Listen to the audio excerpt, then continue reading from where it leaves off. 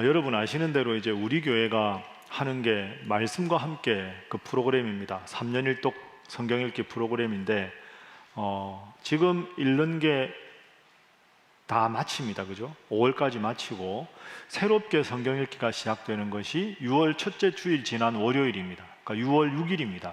그래서 6월 6일부터는 세 번째 말씀 읽기를 시작해야 되는데 그 전에 수요일 날 2번 시간, 오늘은 구약 전체 개관에 대해서, 그리고 다음 주 수요일에는 신약 전체 개관에 대해서 공부하도록 하겠습니다. 다음 주 수요일은 참고로 투표일입니다. 공휴일입니다. 공휴일이니까 안 오겠거니 생각하시면 안 되겠습니다. 자, 옆에 분들과 인사하겠습니다. 다음 주 수요일에도 뵙겠습니다. 자, 한 번 더 하겠습니다. 말씀만 하지 마시기 바랍니다. 제가 이거 영상으로 다 찍어가지고 지금 이렇게 그렇게 하겠습니다. 오늘은 이제 구약을 공부를 하겠습니다. 구약이 몇 권입니까?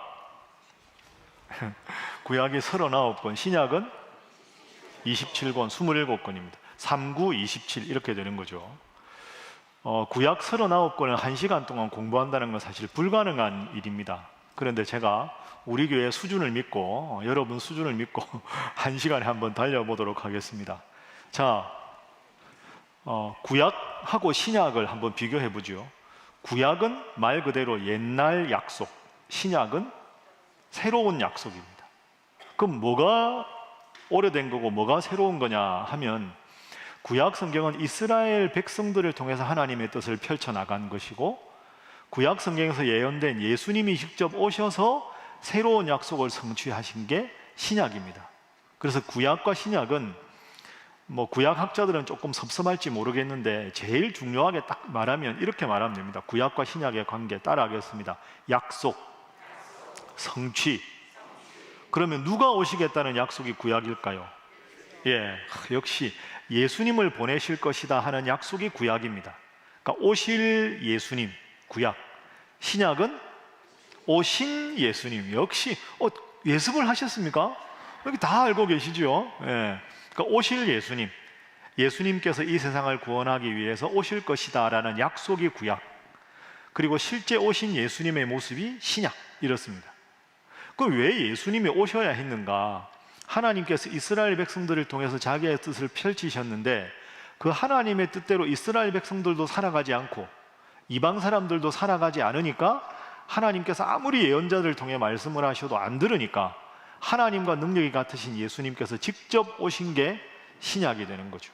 그래서 구약과 신약은 오실 예수님과 오신 예수님, 오실 예수님에 대한 약속, 오신 예수님에 대한 성취, 이렇게 구약과 신약을 정리하면 되겠습니다. 그러면 결국은 오신 예수님이 중요하니까 신약만 잘 알면 되지 않느냐 이렇게 생각하는데, 그게 아닙니다.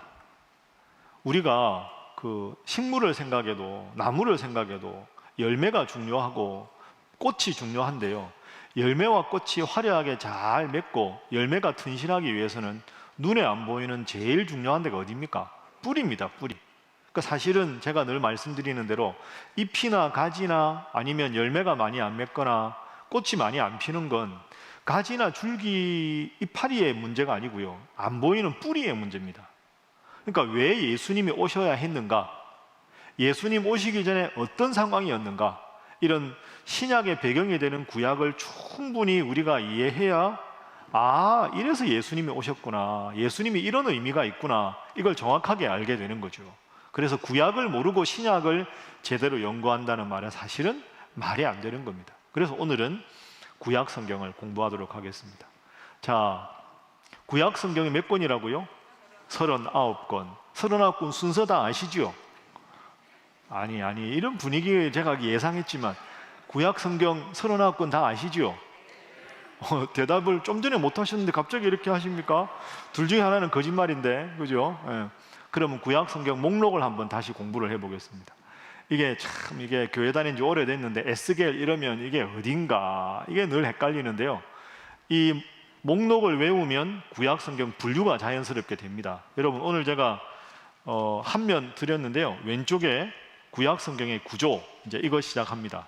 요거 보지 마시고 저하고 같이 구약 성경 목록을 공부해 보겠습니다. 원래 스타트는 좋습니다. 맨 처음에 무슨 책입니까? 창세기, 그 다음이 출애굽기, 그 다음에 레위기, 민수기, 신명기. 이게 아주 5권이 중요합니다. 그 다음이 뭡니까? 여호수아, 사사기, 룻기. 보지 마십시오. 안 보고 해야 맞는 거죠. 여호수아, 사사기, 룻기. 그 다음이 사무엘 상하, 열왕기 상하, 대상하. 그러니까 외우기 쉽습니다. 그죠? 상하, 상하, 상하 나오는데 이거 3개만 외우면 됩니다. 그죠?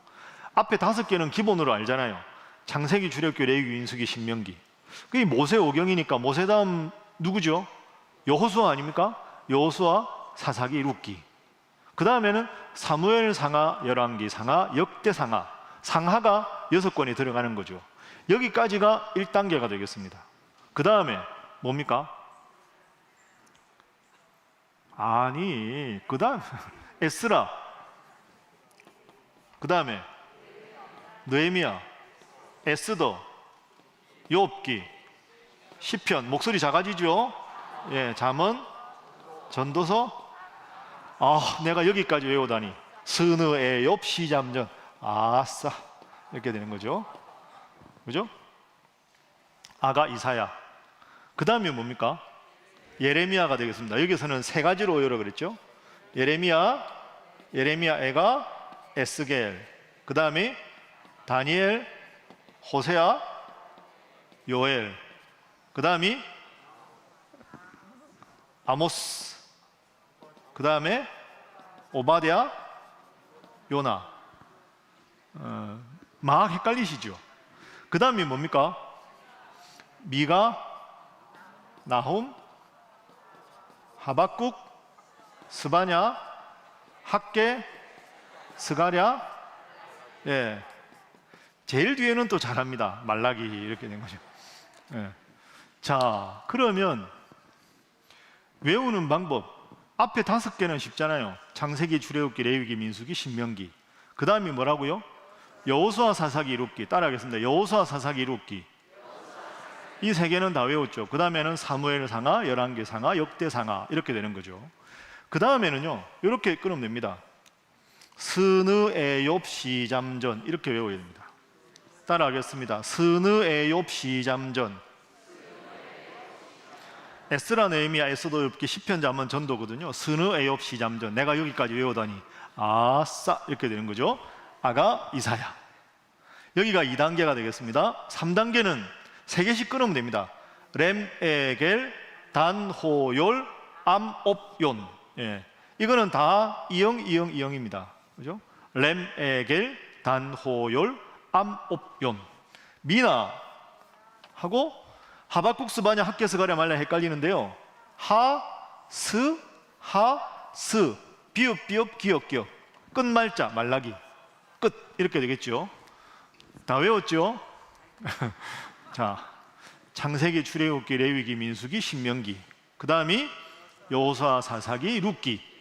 그 다음이 상하니까 사무엘 상하, 열왕기 상하, 역대 상하. 그 다음이 스느에 욥, 시잠전, 아사. 그 다음에 3개씩 렘, 에겔, 단, 호, 열, 암, 옵, yon. 그 다음이 미나, 하스라고 그랬죠? 합습, 학습, 말. 자, 이제 한 분씩 한번 해보겠습니다. 이쪽에서 생략하도록 하겠습니다. 벌써 고개를 숙이시고 이 39개 다 외운 겁니다. 근데 이게 이제 자꾸 안 하면 헷갈리거든요. 그러면 여기서 딱 2가지만 기억하십시오. 지금부터 요 5개 외웠죠? 따라하겠습니다. 창출내 민신. 요 5권이 모세오경입니다. 그죠? 모세오경. 이 5개만 일단 외우십시오. 이건 율법서라고 합니다. 하나님이 모세에게 율법을 주셨으니까 창세기, 출애굽기, 레위기, 민수기, 신명기는 따라합니다. 율법서. 그 다음이 또 하나만 외워야 될 게요. 요겁니다. 한번 따라하겠습니다. 욥기. 시편, 잠언, 전도, 아가. 요 5개 따라하겠습니다. 시가서. 그러니까 시나 노래라는 거죠. 욥기, 시편, 잠언, 전도, 아가. 그러니까 지금 여러분은 39개 갈까 요 2개만 딱 외우고 5개씩. 창세기, 출애굽기, 레위기, 민수기, 신명기는 율법서다. 그 다음에 욥기, 시편, 잠언, 전도, 아가는 따라합니다. 시가서다. 그러니까 시편은 시잖아요. 아가도 아름다운 노래잖아요. 욥이 자기 아픔을 이야기한 거잖아요. 그러니까 욥기, 시편, 잠언, 전도, 아가까지가 시가서다. 그럼 우리가 율법서하고 시가서 외웠죠. 그럼 율법서하고 시가서 사이에 있는 책은 다 따라합니다. 역사서. 그 다음에 아가 다음에 있는 모든 거는 따라합니다. 예언서. 그럼 다 한 겁니다. 그러니까 39건이 한꺼번에 외우기 힘들면 맨 앞에 나오는 5건은 율법서다. 하나님이 모세에게 율법을 주셨으니까 율법서. 그 다음에 욥기부터 욥기, 시편, 잠언, 전도, 아가는 시와 노래니까 시가서다. 요 2개만 딱 외우고 이 2개 사이에 있는 게 뭐다? 역사서다. 시가서 뒤에 있는 건 뭐다? 예언서다. 그럼 다 외운 겁니다. 그럼 구약 성경은 4가지 분류가 되겠죠. 따라하겠습니다. 율법서, 역사서, 시가서, 예언서. 끝. 예. 이게 끝입니다. 구약 성경. 그래서 뒤에가 사실은 좀 헷갈려요. 예언서가 그죠? 뭐 미가, 나옴, 하박국, 스바냐, 합개스가랴 이러면 뭐가 어딘가부터 헷갈리는데 요 5개씩 2개를 딱 외우고 율법서, 시가서, 그 사이에 있는 책이 역사서, 이 위에 끝까지 있는 게 예언서다. 이렇게 외우시면 되겠습니다. 여기서 중요한 포인트가 하나 있습니다. 이게 연대 순서가 아닙니다. 구약 성경을 잘못 이해하면 창세기는 세상의 첫 이야기고 말라기, 말 이러면 괜히 끝말자 같잖아요. 그래서 그러면 역사 처음부터 말라기가 끝인가? 사실은 구약의 맨 마지막 선지자가 말라기는 맞아요. 그러다 보면 착각하는 게 창세기가 제일 먼저 시대고 그 다음에 출애굽기 해서 이게 다 연대순으로 되어 있거니 그게 아닙니다. 그렇게 생각하는 순간 구약이 헷갈립니다. 제일 구약에서 어려운 게 뒷부분이거든요. 이사야, 예레미야, 애가, 에스겔, 다니엘, 호세아, 요엘, 아모스, 오바다, 요나, 미가, 나옴, 하박국, 스바냐, 합개스가랴, 말라기는 분량의 차이입니다. 분량. 그러니까 여기 이사야, 예레미야의 슬픈 노래, 그 다음에 에스겔, 이건 분량이 두꺼워요. 그래서 뭐라고 합니까? 따라합니다. 대선지서. 그럼 이런 책들은 분량이 많아요? 적어요? 적어요. 따라합니다. 소선지서. 그러니까 예언자가 선지자하고 같은 말이거든요. 그러니까 여러분들이 꼭 오늘 기억하셔야 될 게 구약 성경은 연대 순서로 되어 있는 게 아니다. 왜 이게 헷갈리느냐 하면 창세기, 출애굽기, 레위기, 민수기, 신명기, 모세오경. 모세 다음이 여호수아잖아. 여호수아 죽고 난 다음에 사사 시대잖아. 그 다음에 사사 중에 사무엘도 나오고 왕들 나오고 순서네. 그렇게 말하면 여기가 아주 헷갈리게 됩니다. 그래서 이게 연대순이 아니라 율법서, 역사서, 시가서, 예언서 순으로 장르별로 묶어 있는 게 구약이지 연대순이 아니다. 이거 기억하시고 이사야, 예레미야 이런 책들은 두꺼운 분량의 책이 앞부분에 나오고 짧은 분량의 책이 뒤에 나온다. 이렇게 외우시면 되겠습니다. 이해되시죠? 예. 자, 옆에 분들과 인사 한번 하겠습니다. 구약도 열심히 공부합시다. 한 번 더 하죠. 구약도 열심히 읽읍시다. 자, 그러면 창세기, 출애굽기, 레위기, 민수기, 신명기 5권이 뭐라 그랬습니까? 모세오경. 저 모세오경을 누가 썼습니까? 모세가 썼는데 이게 헷갈립니다. 신명기에 가보면 모세가 돌아가시는 이야기가 나옵니다. 내가 죽는다 이래 쓸 수는 없지 않습니까? 그러니까 모세오경이 모세가 썼다는 건 여러분 한글어를 누가 창제했습니까? 세종대왕이 창제했습니다. 실제로 누가 했을까요? 집현전의 학자들이 주로 한 거 아닙니까? 근데 세종대왕이 한글을 창제할 수 있도록 모든 여건을 마련했기 때문에 세종대왕이 한글을 창제했다, 이렇게 말하는 거죠. 시편이 몇 편까지 있습니까? 150편까지 있습니다. 훌륭하십니다. 제일 많이 쓴 사람이 누굽니까? 다윗입니다. 다윗이 몇 편을 썼습니까? 72편을 쓰거든요. 그러면 시편에 보면 모세의 시도 있고요, 아삽의 시도 있고요, 고라자센의 시도 많습니다. 근데 우리가 시편의 저자가 누굽니까 하면 다윗. 왜? 제일 많이 썼으니까.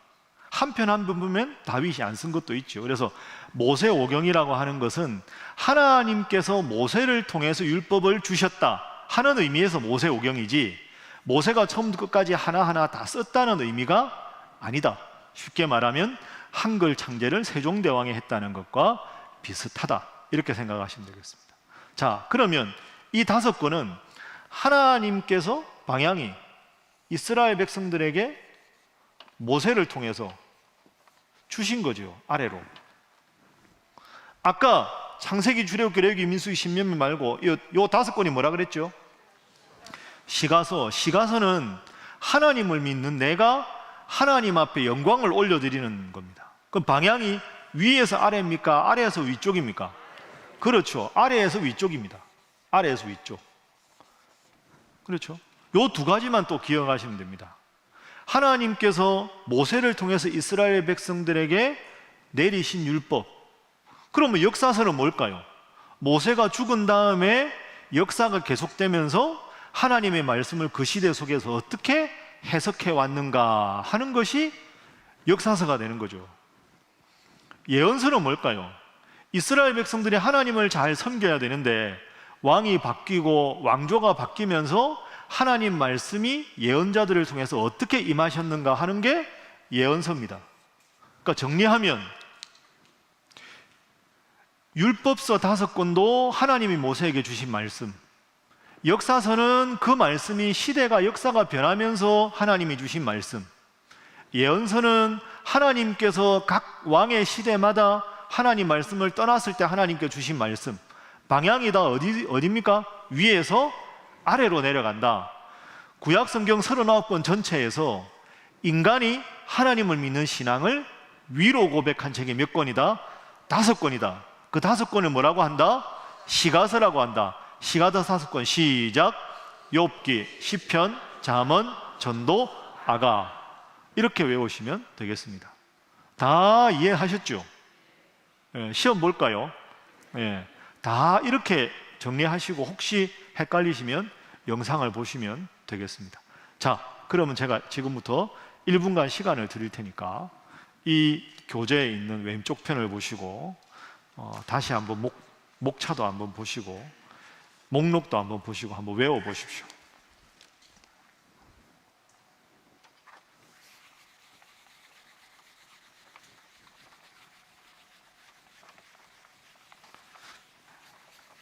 생각 같아서는 2분씩 짝을 지어가지고 자, 목록 한번 외워보세요. 이렇게 자, 짝이 목록 다 외운 분 손 들어보세요. 못 외운 분 성함 불러보세요. 이렇게 하고 싶은데 그랬다가는 또 여러분이 시험 들 수 있으니까 여기까지 하겠습니다. 자, 저녁 잘 드셨으니까 기지개 한번 켜겠습니다.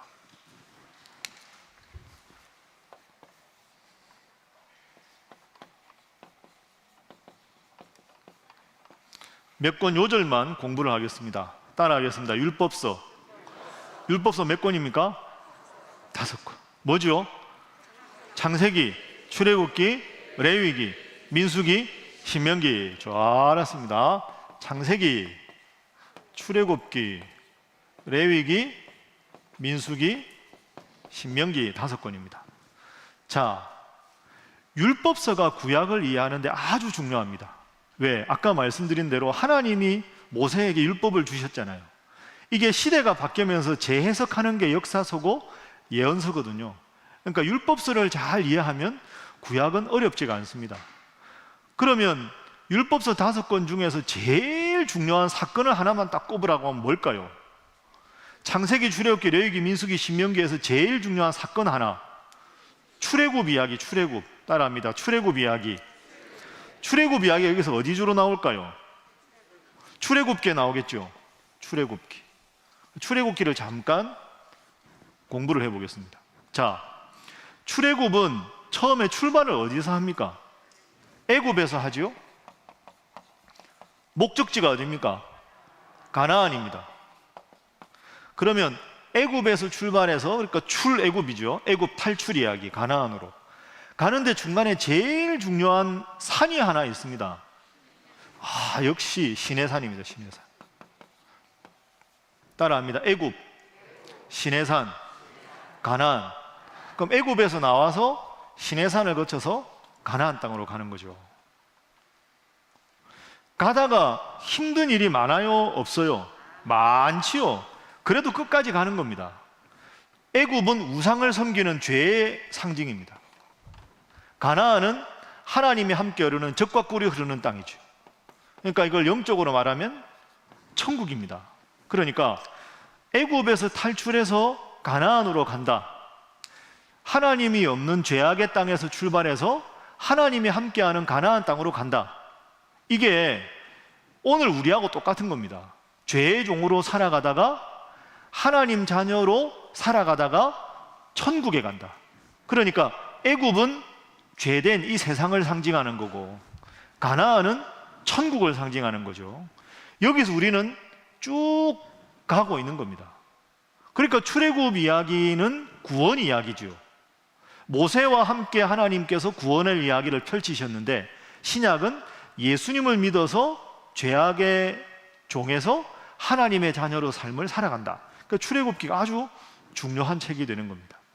출애굽기 핵심을 간단하게 공부를 해보겠습니다. 구약 성경 전체에 흐르는 아주 중요한 사상이 하나 있는데요, 한번 따라해 보시죠. 나는 너의 하나님이 되고 너는 나의 뭐가 되리라? 백성이 되리라. 나는 너의 하나님이 되고 너는 나의 백성이 되리라. 이게 구약 성경 전체에 흐르는 주제입니다. 이거 아주 중요하니까 다시 한번 따라하겠습니다. 나는 너의 하나님이 되고 너는 나의 백성이 되리라. 자, 애굽에서는 노예 생활을 몇 년 합니까? 430년 동안 노예 생활을 합니다. 그러면 애굽에서 나올 때 이스라엘 백성들은 아버지도 노예였고 할아버지도 노예였고 증조부도 고조부도 전부 노예였습니다. 하나님 섬기는 걸 잃어버린 거죠. 이런 백성들을 하나님이 출애굽을 시키신 겁니다. 하나님 입장에 생각을 해보면 이제 너희들은 나의 백성이다. 그러니까 더 이상 다른 이방신을 섬기지 말고 나를 섬겨라. 너희가 나를 잘 섬기면, 너희가 내 백성이 되면 나는 너의 하나님이 되어주겠다. 이래서 이 파트너십을 맺는 게 출애굽 이야기입니다. 너가 나를 섬기면 내가 너를 보장해 주겠다. 그러니까 어떻게 보면 출애굽기는 그 연애 이야기하고 비슷합니다. 하나님이 신랑이고 이 이스라엘 백성들이 신부인 거죠. 딴 남자 보지 말고 나만 바라봐. 그러면 내가 너 잘해줄게. 이 이야기가 출애굽 이야기입니다. 확인을 한번 해보겠습니다. 자, 출애굽기 19장 5절 찾아보겠습니다. 여러분, 제가 지금 말씀드린 게 그냥 하는 게 아니고요, 밑에 구약성경 개요 보십시오. 3번 율법서 밑에 출애굽기 19장 5절 나오죠. 자, 요겁니다. 자, 화면 보겠습니다. 자, 함께 읽어보죠. 시작. 세계가 다 내게 속하였나니 너희가 내 말을 잘 듣고 내 언약을 지키면 너희는 모든 족속 중에서 내 소유가 되겠고. 아멘. 자, 저 5절을 잘 보십시오. 저게 하나님이 프로포즈 하시는 겁니다, 이스라엘 백성들한테. 그러니까 출애굽을 시켜가지고 딱 데리고 나와가지고 하나님이 쑥스러우셔가지고 모세한테, 어이 모세라 봐라. 모세가 쉽게 말하면 이게 그 중매하는 사람인 거죠. 야, 이 다 내 거거든. 이거 다 내 거야. 이거 다 내 건데 이제 나만 바라보고 내 말을 잘 지키면 모든 민족 중에 내 소유가 되겠다 하는 말은 남자 입장에서 모든 여인들 중에 당신을 내 아내로 삼겠습니다 라는 프로포즈를 5절에 하는 겁니다. 근데 하나님이 쑥스러우셔서 직접은 못하고 모세 이래 잠깐 와봐라. 야, 좀 전해줘라 저기 말해. 이렇게 슥 말을 거는 겁니다. 그 모세가 그걸 딱 듣고는 이스라엘 백성들한테 물어봐야 되는 겁니다. 그러니까 이제 쉽게 말하면 그 아가씨한테 저 총각이, 그렇다, 하나님이 총각이라는 건 제가 표현이, 하여튼 저분이 당신을 마음에 들어 하는데 당신은 저분을 어떻게 생각하시오? 이거 물어봅니다. 자, 물어볼 때 이스라엘 백성이 뭐라고 대답했는가? 8절 보겠습니다. 왜 안 나오죠? 8절. 자, 시작. 백성이 일제에 응답하여 이르되 여호와께서 명령하신 대로 우리가 다 행하리이다. 모세가 백성의 말을 여호와께 전하매. 아멘. 프로포즈 했는데 백성들이 뭐라고 합니까? 우리가 다 행하리이다. 이 말은 당신의 프로포즈를 받겠습니다 이럽니다. 그걸 또 모세를 시킵니다. 모세 좀 말 좀 해주세요. 이제 모세가 가서 하나님 받겠답니다. 하나님 기분이 좋으셨을까요? 슬펐을까요? 기분이 좋으셨죠. 하나님은 이스라엘 백성을 사랑하셨거든요. 좋잖아요. 하나님이 좋다. 그래서 이제 출애굽기 19장에서 프로포즈를 받는 거죠. 받아들이니까 이제 쉽게 말하면 이제 부부 관계가 되는 겁니다. 신랑과 신부. 그 하나님이 그러면 아가씨, 내가 아가씨 평생 책임지고 행복하게 잘 해줄 테니까 우리가 부부가 됐으니 부부끼리 서로 기본적으로 이 정도는 서로를 위해서 지켜줍시다. 요것만 하면 내가 평생 잘해줄게요 하고 하나님이 제안하신 게 뭘까요? 그게 십계명입니다. 그게 출애굽기 몇 장에 나오죠? 20장에 나오는 겁니다. 19장에 프로포즈를 받으니까 남편 입장에서, 신랑 입장에서 이것만 좀 지켜주세요. 첫 번째, 나 외에 다른 신을 내게 두지 말라. 이 말은 이제는 나 말고 다른 남자 따로 만나지 마세요 이 말이죠. 두 번째, 너를 위하여 우상을 만들지 말고 섬기지 말라. 같은 맥락이죠. 세 번째, 나 여호와 이름을 망령되이 일컫지 말라. 친구들 만나가지고 남편 흉보고 양말 벗어 아무데나 벗어놓는다, 결혼을 후회한다, 그런 말 하고 내 욕하지 마세요 이 말이죠. 네 번째, 안식일을 기억하여 거룩하게 지키라. 일주일에 한 번 정도는 꼭 나만 생각해줘, 나랑 놀아줘. 이게 이제 안식일을 거룩하게 지키는 거죠. 그 다음부터는 신랑과 신부의 관계뿐 아니라 신부의 집안, 신랑의 집안, 더불어 사는 사회니까 서로 잘 합시다. 부모님 공경하고, 살인하지 말고, 간음하지 말고, 이웃에게 거짓말하지 말고, 이웃것 탐내지 말고 잘 지냅시다. 그래서 당신과 나도 행복하지만 부모님도 이웃도 더불어 다 행복하게 삽시다. 이것만 해주면 내가 평생 당신을 책임지겠습니다. 이게 십계명입니다. 그러니까 사실은 하나님의 마음속에는 이게 있었던 거죠. 이게 출애굽기. 그러면 이 신부가 어떤 사람이냐, 신부의 족보, 그게 창세기가 되는 겁니다.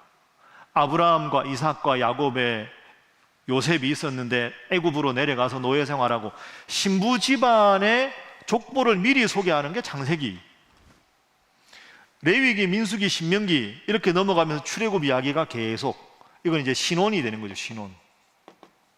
신혼 살림 살아가는 이야기가 출애굽기, 레위기, 민수기입니다.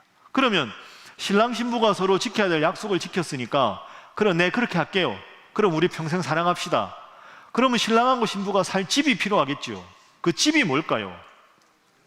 자, 확인해 보겠습니다. 출애굽기 25장 8절. 자, 안 찾으셔도 다 화면에 나옵니다. 얼마나 친절합니까? 자, 25장 8절 시작. 내가 그들 중에 거할 성소를 그들이 나를 위하여 짓되. 아멘. 내가 누굴까요? 하나님이. 그들은 이스라엘 백성들. 내가 이제는 하늘에만 있는 게 아니라 신랑하고 신부가 함께 살아야 되니까 내가 당신과 함께 사랑할 집, 거룩한 곳, 성소를 나를 위해 지어주세요. 내가 이제는 당신과 함께 살겠습니다.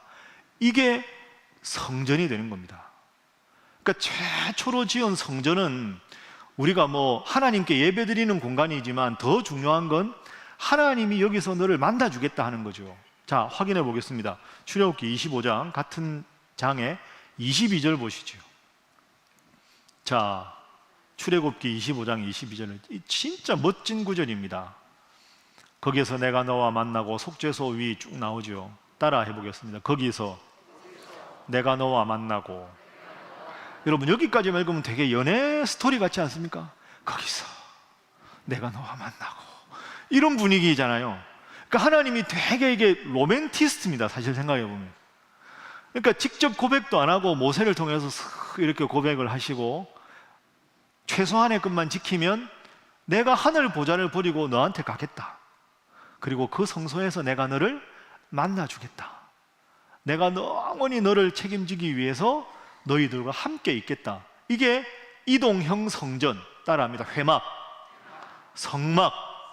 그러니까 하나님이 계신 곳이니까 회막이라고도 하고 성막이라고도 하는 거예요. 그러니까 이스라엘 백성들이 출애굽을 해서 계속 가지만 항상 성막을 이동해서 성막을 중심에 놓고 12지파가 동서남북으로 세 지파씩 딱 짜는 거죠.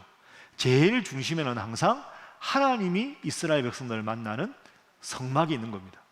그러니까 이동형 성막이죠. 계속 가나안 땅으로 가야 되니까. 그러니까 사실 이렇게만 하면 이스라엘 백성들은 문제가 없습니다. 하나님이 평생 사랑한다고 해주셨으니까. 그래서 결국은 가나안 땅까지 가잖아요. 이렇게 해야 되는데 문제는 여기서 벌어집니다. 창세기, 출애굽기, 레위기, 민수기, 신명기에서 가나안 땅으로 쭉 가다가 이제 이스라엘 백성들이 애굽에서 나와서 어디로 갑니까? 가나안으로 가죠. 가나안 땅 들어가서 점령할 때 지도자가 누굽니까? 여호수아입니다. 여호수아. 모세의 후계자가 여호수아가 되는 거죠. 그러니까 창세기, 출애굽기, 레위기, 민수기, 신명기 다음에 여호수아 이야기가 시작이 되는 거죠. 가나안 땅에 들어갔습니다. 근데 가나안 땅은 이스라엘 백성들하고 달랐습니다. 가나안 땅에 여러 나라가 있는데 나라를 다스리는 사람이 누굽니까? 왕입니다. 여기서 큰 문제가 생깁니다. 지금까지 이스라엘 백성들은 왕이 없었어요. 왜? 누가 왕입니까? 하나님이 왕이니까. 내가 너를 챙겨주겠다. 내가 너를 보호해주겠다. 그래서 이렇게 삐치지만 다시 돌아오고 해서 하나님하고 알콩달콩 이렇게 살았어요. 그래서 모세오경은 사실은 신혼 이야기라고요. 하다가 삐지고 다시 달래면 다시 돌아오고, 물 없다, 고기 없다, 반찬이 왜 이 모양이냐, 삐지면 다시 와라, 뭐 물도 주고 뭐 이러는 분위기거든요. 그럼 이렇게 해서 알콩달콩 잘 살아야 되는데 가나안 땅에 딱 들어가 보니까 왕이 있는 겁니다. 왕이. 그 이스라엘 백성들이 뭐라고 합니까? 우리에게도 왕을 주십시오. 하나님이 이 말씀을 듣고 기뻤을까요? 슬펐을까요? 슬펐죠. 왜? 하나님하고 이스라엘 백성은 신랑 신부 관계인데 왕이 있다는 건 보이지 않는 하나님을 버리고 보이는 왕을 선택하겠다는 거죠. 이 왕이 하나님을 무시하면 백성들도 무시하고, 이 왕이 하나님 말고 다른 신을 섬기면 백성들이 다 이방신을 섬기게 되니까 하나님은 이게 싫으셨어요. 그런데 문제는 이스라엘 백성들이 자꾸 때를 씁니다. 우리에게 왕을 주세요. 왕을 주세요. 자, 그 장면을 보겠습니다. 이제 역사서로 넘어갑니다. 사사기 8장 23절 나와 있죠? 화면 보시죠. 자, 사사 중에 기드온 사사가 이렇게 말합니다. 기드온이 그들에게 이르되, 기드온이 사사 노릇을 잘하니까 우리를 다스려 주세요, 왕이 되세요 이렇게 이야기하니까 내가 너희를 다스리지 아니하겠고 나의 아들도 너희를 다스리지 아니할 것이요. 그 다음에 중요합니다. 누가? 여호와께서. 따라합니다. 여호와께서 너희를 다스리시리라. 이게 제일 중요한 구절입니다. 여호와 하나님이 너희를 다스리니 왕은 필요가 없다. 이 말을 한번 듣고 말아야 되는데, 이스라엘 백성들은 대단한 고집입니다. 계속해서 왕을 달라고 이야기하죠. 자, 한 구절 더 찾아보겠습니다. 그 다음 구절입니다. 사무엘상 8장 5절 화면 보시죠. 그가 누굴까요? 아니, 상식적으로 사무엘상인데 그가 누구겠습니까? 사무엘 아니겠습니까? 네. 사무엘에게 말합니다. 보소서, 당신은 늙고 사무엘 나이가 많았다. 당신의 아들들은 당신의 행위를 따르지 않습니다. 모든 나라들은 왕이 있지 않습니까? 우리에게 왕을 세워 우리를 다스리게 하소서. 왕을 주십시오. 사무엘한테. 사무엘이 기분이 좋았을까요? 나빴을까요? 불편하죠. 6절 봅니다. 우리에게 왕을 주어 우리를 다스리게 하라 했을 때 사무엘이 그것을 기뻐하지 않았다. 하나님 자꾸 왕을 달라 그럽니다. 어떡할까요? 7절 보십시오. 여호와께서 사무엘에게 이르시되 백성이 내게 한 말을 다 들으라. 이는 그들이 너를 버림이 아니요 나를 버렸다. 하나님이 아주 마음이 아프셨을 겁니다. 나를 버렸다. 내가 지금까지 얼마나 사랑을 했는데 끝내 나를 버리는구나. 그들이 나를 버렸다. 그러니까 여호수아, 그 다음이 사사시대 룻, 그 다음이 사무엘상, 사무엘아. 사무엘은 자꾸 왕을 달라 그러잖아요. 그래서 최초로 왕이 되는 사람이 누굽니까? 사울이죠. 그러니까 사무엘 상하 다음에 열왕기 상하가 되는 겁니다. 왜?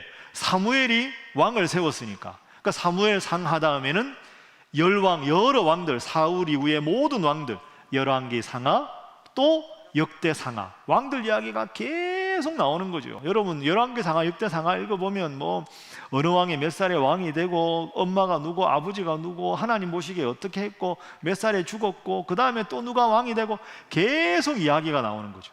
정리하면 창세기, 출애굽기, 레위기, 민수기, 신명기는 모세 이야기, 여호수아, 사사기, 룻기. 여호수아가 가나안 땅으로 갔는데 왕을 달라고 하니까 사무엘 상하 다음이 왕을 세우는 이야기, 열왕기 상하, 역대 상하가 계속된다.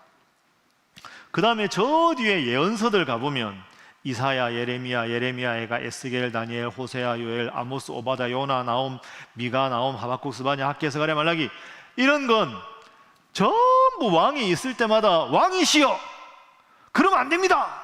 하나님 섬겨야지. 하나님을 대신해서 왕이 바뀔 때마다 왕이시여 그러지 마십시오. 하나님의 뜻은 이겁니다.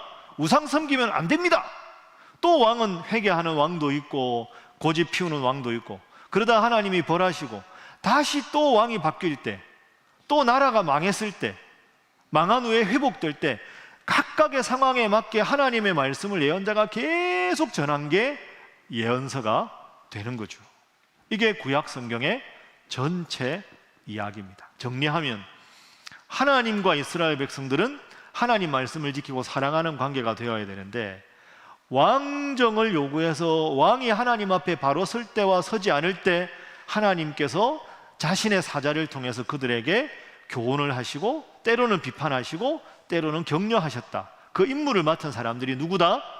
예언자들이다. 그래서 뒤에 다양한 예언서들이 나온다. 이렇게 정리를 하면 되겠습니다. 그러면 예언서의 예를 하나 들어보겠습니다. 모든 예언자들은 하나님을 잘 섬기라는 예언인데요, 예를 들어서 호세아서 한번 보겠습니다. 6장 1절 화면 보시죠. 예언자들의 주된 메시지가 이겁니다. 자, 6장 1절 함께 읽어보죠. 시작. 오라, 우리가 여호와께로 돌아가자. 여호와께서 우리를 찢으셨으나 도로 낫게 하실 것이요, 우리를 치셨으나 싸매어 주실 것임이라. 아멘. 따라합니다. 오라, 우리가 여호와께로 돌아가자. 저게 예언서의 핵심입니다.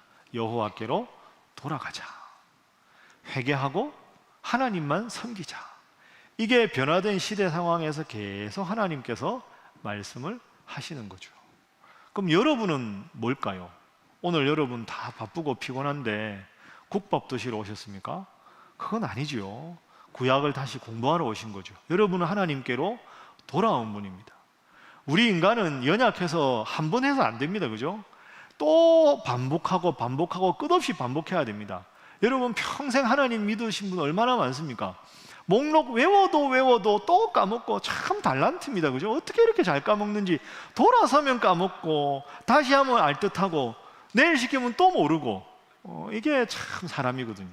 이스라엘 백성이나 우리나 다를 바가 있다 없다? 없다. 우리가 해야 될 일은 끝없이 반복 학습을 하는 것이다. 옆에 분들과 인사하겠습니다. 열심히 공부하시기 바랍니다. 한 번 더 하겠습니다. 말씀만 하지 마시기 바랍니다. 자, 이렇게 해서 구약 성경, 그러면 율법서도 하나님이 말씀하신 거, 역사서도 변화된 역사에서 하나님 말씀하신 거, 예언서도 하나님이 왕들이 바뀔 때마다 하나님 말씀하신 거, 다 위에서 아래로 방향인데 아래에서 위로 올라가는 유일한 책들이 있었습니다. 뭡니까? 시가서. 시가서 몇 권입니까?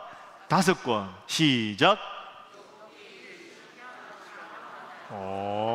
야, 훌륭하십니다. 자, 스스로를 위해서 박수를 한번 치도록 하겠습니다. 야, 이거 이 정도면 다음 주에 시험 봐도 아무 문제가 없겠습니다.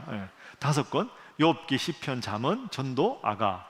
이거는 하나님을 믿는 우리가 하나님 앞에 신앙을 고백하는, 때로는 인생의 큰 고통 속에서 어떻게 살아야 될까 몰라서 몸부림치기도 합니다. 그 책이 욥기. 각각의 상황에 맞게 하나님께 찬양하기도 하고 원망하기도 하는 그런 내용이 시편, 이렇게 되는 거죠. 그러면 인간이 하나님 앞에 올려드리는 고백 중에서 가장 대표적인 고백 하나만 예를 들어 보겠습니다.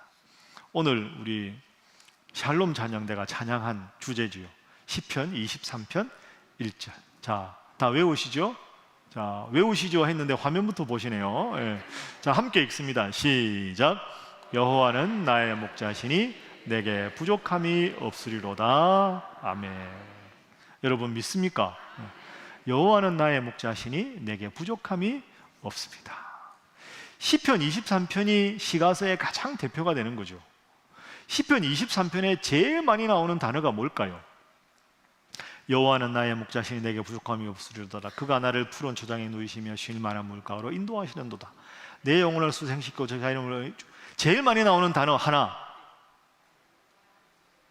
따라합니다. 나입니다.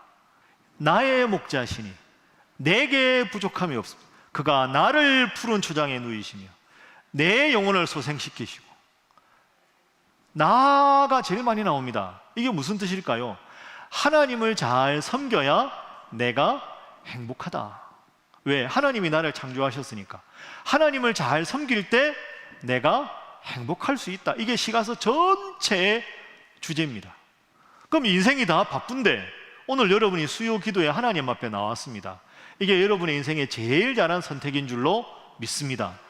하나님 앞에 내가 나와야, 하나님 말씀을 들어야 내가 행복할 수 있는데, 나라는 존재가 하나님이 목자라고 고백해야 행복할 수 있는데, 그게 시편 23편의 주제고 전체 시가서 주제인데, 그 주제를 따라서 여러분 오늘 저녁에 오셨습니다. 앞으로 여러분 인생이 힘들어져도, 코로나 때문에 때로 답답한 일이 있어도, 어려운 일이 있어도 지금처럼 늘 하나님 앞에 나오는 여러분들 되시기를 주님 이름으로 축복합니다. 자, 옆에 분들과 인사하겠습니다. 열심히 하나님 앞에 나오시기 바랍니다. 한 번 더 합니다. 잘하실 줄 믿습니다. 자, 오른쪽으로 넘어가겠습니다. 연대표를 보겠습니다. 목사님, 지금 8시 20분인데 이거 하는데 50분이 걸렸는데 이제 반 했으면 앞으로 50분인데, 그러면 제가 9시 10분에 마치면 되겠죠. 표정이 왜 이러십니까? 지금까지 공부했으니까 간단하게 정리만 하겠습니다. 자, 구약 성경 연대표. 이 연대표는 참고로 전통적인 연대표입니다. 학자들에 따라서 좀 다양한 연대가 있는데 이건 아주 전통적인 입장이라 생각하시고, 연대표를 보면 어느 정도 감이 옵니다. 자, 아직 감이 안 오시죠? 성경시대, 자, 아브라함이 가나안에 도착한 게 몇 년으로 나옵니까? 기원전 2091년. 오래전이죠. 이런 거 다 안 외워도 됩니다. 자, 밑에 저만 따라오시죠. 아브라함 아들 누굽니까? 이삭 다음이 야곱 다음이 요셉. 여기까지가 창세기 아닙니까? 그죠? 자, 야곱 가족이 애굽으로 간 게 몇 년도입니까? 보고도 모르십니까? 기원전 1876년. 그죠? 여기대로 애굽에서 노예 생활을 몇 년 한다고요? 430년. 그러면 쭉 내려와 보세요. 모세 출생, 모세 광야로 높이다면 출애굽 나오죠? 출애굽이 몇 년입니까? 1440. 이 정도는 외워놓으면 되죠. 1446년. 그러면 아까 위에 야곱 가족이 애굽으로 간 게 기원전 1876년, 출애굽이 1446년 빼면 430년 이렇게 되는 거죠. 그러니까 출애굽이 1446년. 자, 가나안 땅까지 가는데 몇 년 걸리죠? 40년. 그러니까 이스라엘 가나안 도착은 몇 년입니까? 1406년. 그러니까 1446년만 외워놓으면 앞뒤로 어느 정도 다 감이 오는 거죠. 그리고 여호수아가 정복 전쟁을 시작하고 사사시대가 시작됐다. 사사시대 시작이 언제냐? 옆에 쓰십시오. 1390년입니다. 기원전 1390년. 이스라엘 최초의 왕이 누굽니까? 사울이죠. 자, 두 군데 내려가면 사울이 왕으로 등극한 게 몇 년입니까?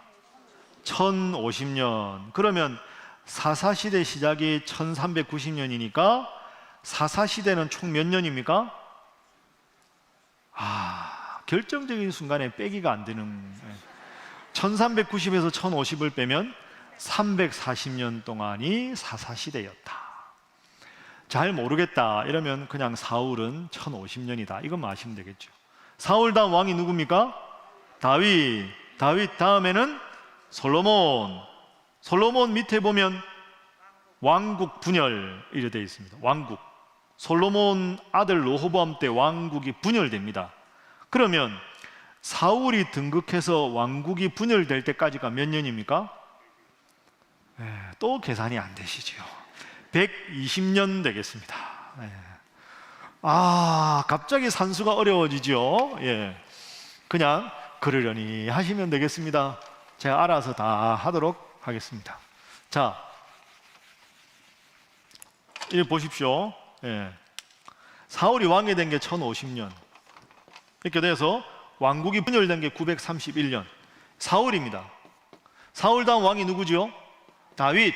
그 다음이 솔로몬. 그 다음이 르호보암 왕 때, 솔로몬 아들 때 왕국이 분열됩니다. 아버지 솔로몬이 너무 세금을 많이 걷었는데 조금 감면시켜 주십시오. 그 르호보암이 어떻게 합니까? 싫어! 이렇게 이야기하거든요. 안 한다! 이렇게 돼가지고 안 해요? 그래서 그럼 여기는 총 통일왕국 따라합니다. 통일왕국. 통일왕국이 몇 년입니까? 120년. 그 르호보암을 반대해가지고 10지파가 나갑니다. 따라합니다. 북이스라엘. 북이스라엘. 르호보암을 따라서 2지파가 남아요. 뭐라 그럽니까? 따라합니다. 남유다. 남유다. 그러니까 한 나라가 두 나라로 나누어진 거죠. 그럼 두 나라 아닙니까? 그럼 이 이후에 모든 시대를 뭐라고 하느냐? 따라합니다. 분열왕국. 분열왕국. 이렇게 되는 겁니다. 그러니까 성경 읽다가 열왕기 상하, 역대 상하는 막 이 왕이 죽고 이 왕이 되고 막 왔다 갔다 되는 거죠. 북이스라엘은 기원전 721년에 아수르에게 망합니다. 남유다는 기원전 586년에 바벨론에게 망합니다. 그러고는 바벨론은 어디 망하느냐? 538년에 페르시아 바사에게 망합니다. 그러니까 바사 왕 고레스가 포로로 잡혀 있는 사람들을 다시 남유다로 돌려 보냅니다. 예언서가 왜 어려우냐? 여기 보세요. 예언서가 어려운 이유. 그러면 예언자들 따라서 요 시대, 북이스라엘 그 많은 왕들 때 활동한 예언자들, 남유다 왕 때 활동한 예언자들, 북이스라엘 망하기 전에 이대로 가면 망한다고 예언한 예언자들, 망한 다음에 예언한 사람들, 북이스라엘 망한 다음에 남유다 망할 때까지 사이에 예언한 사람들, 이대로 가면 망한다고 예언한 사람들, 바벨론의 포로로 함께 가서 우는 사람들, 바벨론에서 돌아올 때 함께 돌아온 사람들, 이런 사람들이 다 예언자들입니다. 근데 문제는 말씀드린 대로 연대순이 아니라는 거죠. 그러면 열심히 읽다가 이거 뭔고 이거 헷갈리게 되는 겁니다. 그럼 어떻게 해야 되느냐? 방법이 하나 있습니다. 안 헷갈리고 이걸 잘 이해하고 있는 방법 뭘까요? 오늘이 하이라이트인데 이게.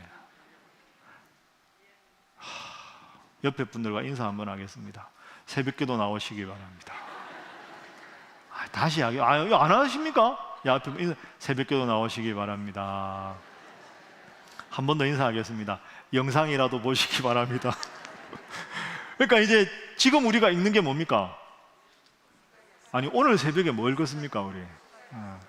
스가랴, 학개 스가랴 말라기 제일 마지막이거든요. 그러니까 이런 배경을 여러분이 이해하기가 힘듭니다. 그러면 말씀과 함께를 앞으로 할 때 새벽기도 오시든지 새벽 영상을 보면 스가랴는 이때 쓴 거구나, 학개는 이때 쓴 거구나, 그걸 하나하나 들으면서 공부해야 이런 걸 알 수 있지, 혼자 열심히 읽어도 어떤 배경에서 쓰여졌는가를 모르면 성경 읽기가 어렵다. 결론은 뭐다? 새벽기도 열심히, 6월 달부터 하는 말씀과 함께를 열심히 하는 게 최선이다. 믿습니까? 에헤, 이래가지고 되겠습니까? 믿습니까? 그럼 이렇게 다 영상으로 다 찍고 아멘 하신 분. 자, 밑에 좀만 더 보겠습니다. 그래서 왕국이 분열돼 가지고 남유다 북이스라엘 막 하다가 다니엘이 끌려가고 뭐 에스겔도 끌려가고 그죠? 그러다가 귀환 돌아오고 그러다가 구약이 끝이 납니다. 그렇죠? 잡혀갔다가 돌아오고 이럴 때 막 복잡한, 그 맨 밑에 보면 에스라 등 2,000명 귀환, 느헤미야 귀환, 성벽 재건, 그 다음 맨 밑에 누가 나옵니까? 말라기. 구약의 마지막 책이 뭡니까? 말라기입니다. 그러니까 지금 우리가 읽는 스가랴, 학계 스가랴 말라기는 제일 끝에 있기도 하지만 제일 구약 거의 끝나는 시기에 쓴 책이 이 책들입니다. 그러니까 어떤 배경인가를 공부하면 된다 하는 거죠. 자, 기지개 한번 켜겠습니다. 제가 정확하게 오늘 1시간 하겠다고 생각하고 왔는데 딱 3분 남았습니다. 저를 보시죠. 다 이해하셨죠? 또 웃음. 우리 교인들은 할 말 없으면 웃죠. 다 이해하셨죠? 이건 자꾸 들어야 됩니다. 한 번 들어서 알겠습니까? 한 번 들어 다 알면 제가 할 게 없지 않습니까? 그렇죠? 제가 여러분하고 오래오래 있어야 되는데 여러분이 한 번 알고 다 알면 제가 할 게 없지 않습니까? 다음 주에 오셔야 되겠어, 안 오셔야 되겠습니까? 다음 주에는 신약이거든요. 신약 아십니까? 다? 예, 그러면 신약 다 아세요? 모르잖아요. 모르면 뭐 해야 될까요? 배워야지요. 그럼 와야 됩니까, 안 와야 됩니까? 와야지요. 오늘보다 적게 오면 담임 목사가 상처를 받겠습니까, 안 받겠습니까? 받지요. 내가 이거밖에 안 되나 보다, 우리 교인들이 나를 미워하나 보다, 이런 생각하면 되겠습니까? 자, 옆에 분들과 인사하겠습니다. 다음 주 수요일에도 꼭 뵙겠습니다. 한 번 더 하겠습니다. 말씀만 하지 마시기 바랍니다. 여러분들끼리 하라니까 왜 저보고 하십니까? 말씀만 하지 마시기 바랍니다. 여러분, 이제 오늘 마치겠는데요, 제가 늘 여러분에게 말씀드리지만 제가 담임 목사긴 한데 교회가 뭘로 승부해야 되겠습니까? 자, 역시 샬롬. 역시 샬롬. 그렇습니다. 이게 다른 게 없습니다. 이제 어제부터 우리 노회 담임 목사 수련회 하는데 제가 갔다가 오늘 강의 때문에 왔거든요. 원래 내일까지인데 거기 가도 다들 이제 고민입니다. 코로나 이후에 뭘 해야 되나, 어떻게 해야 되나. 다들 이제 청년들이 없다, 뭐 봉사자가 없다. 그거 없다고 안 하면 됩니까? 해야지.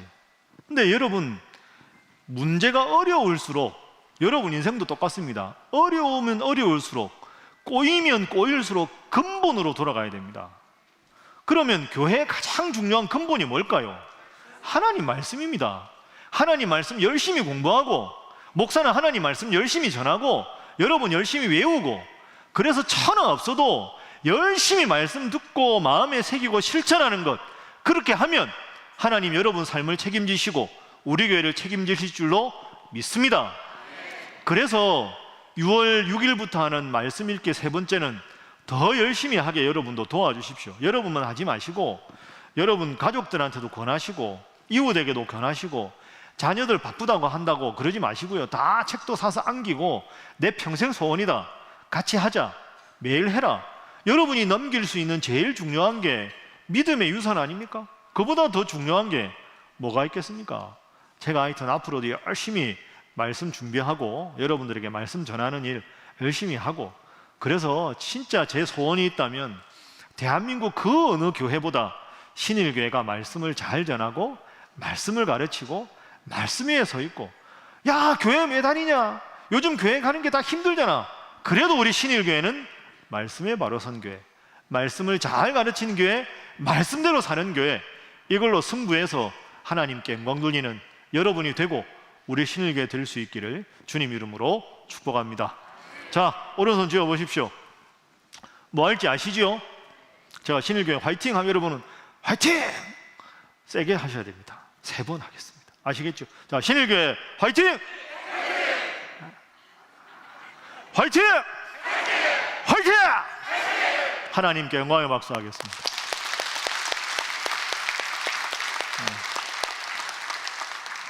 기도하겠습니다. 여러분, 이 시간에 우리 다 함께 통성으로 기도하겠습니다. 통성으로 기도할 때 하나님 말씀은 언제 들어도 은혜가 되지만 또 한편 언제 들어도 완벽하게 이해가 되지 않는 어려운 말씀입니다.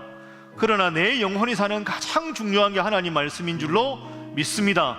하나님, 지금까지 하나님 말씀에 대해서 배웠지만 앞으로도 우리 신일교회를 통하여 말씀과 함께를 통하여 더 열심히 말씀을 배우고 익히고 마음에 새기고 실천해서 말씀의 능력으로 살아가는 저희가 되게 하여 주시옵소서. 우리 가족들이 되게 하여 주시옵소서. 우리 신일교회가 되게 하여 주시옵소서. 우리 신일교회 미래가 하나님 말씀에 있음을 고백하며 말씀 중심의 교회가 되게 하여 주시옵소서. 주여, 저도 말씀을 열심히 읽겠습니다. 우리 이런 기도 제목으로 다 함께 통성으로 기도하시고 또 여러분 각자의 기도 제목으로 기도하신 후에 돌아가도록 하겠습니다. 함께 기도합니다. 주여 믿습니다. 주여 믿습니다.